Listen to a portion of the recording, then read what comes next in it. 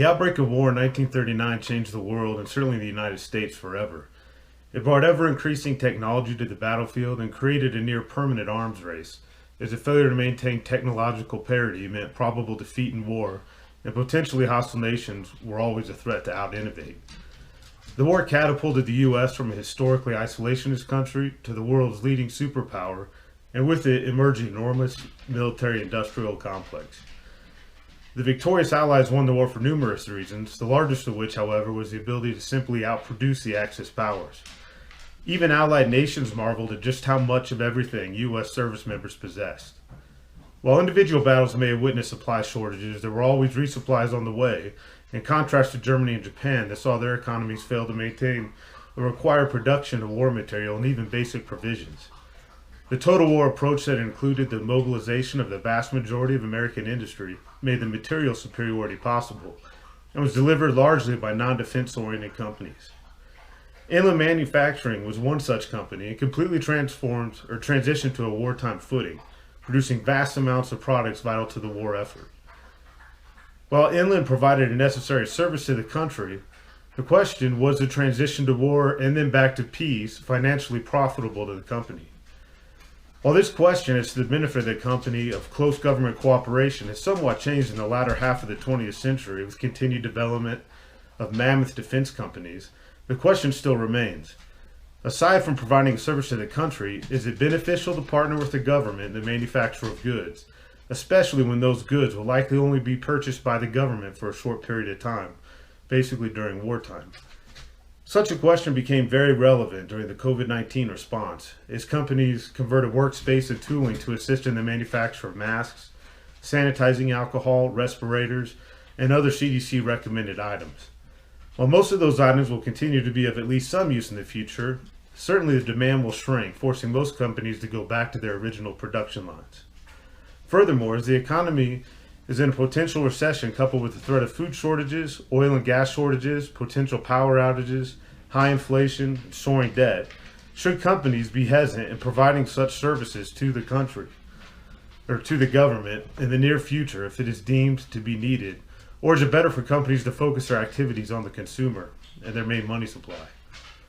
The primary sources for this paper were somewhat difficult to obtain as the Inland Division of Manufacturing closed its doors decades ago, and what resources dealt directly with Inland were scarce and located at libraries only in Dayton, Ohio.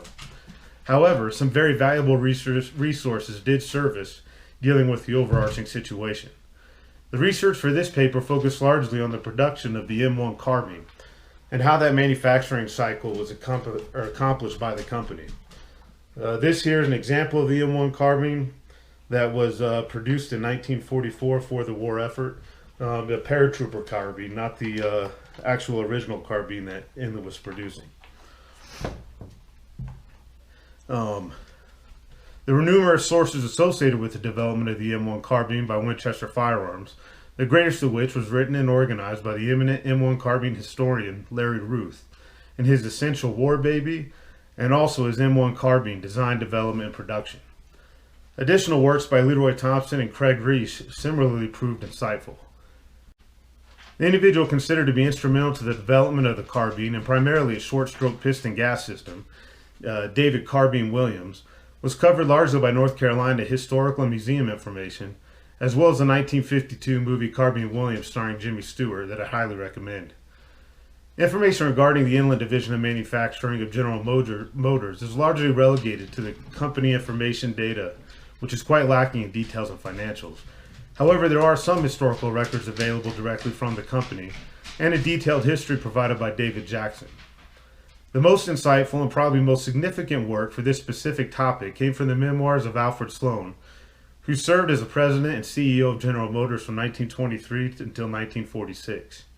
Sloan's My Years with General Motors provided detailed information on the company's cooperative work with the government during World War II and the post-World War effects on the company as the many lucrative and mammoth contracts basically ended with the abrupt end of the war, thereby causing a rapid reorganization to ensure continued profitability and even survival of the company. Based on the information I was able to obtain, I would provide that the cooperation to General Motors and specifically the Inland Division was an overall positive for the companies. Both companies were productive, although intentionally less profitable than pre or post war, and then survived the transition back to peacetime production rather smoothly considering the difficulty of the post war environment. However, there is a potential to compare apples to oranges based on the total war mentality of the United States during World War II, the massive transition of the workforce as many men went to war, and often elderly, younger children, and women took their places in the workforce. Alfred Sloan provided specific planning and guidance, as well as demonstrable patriotism from both companies.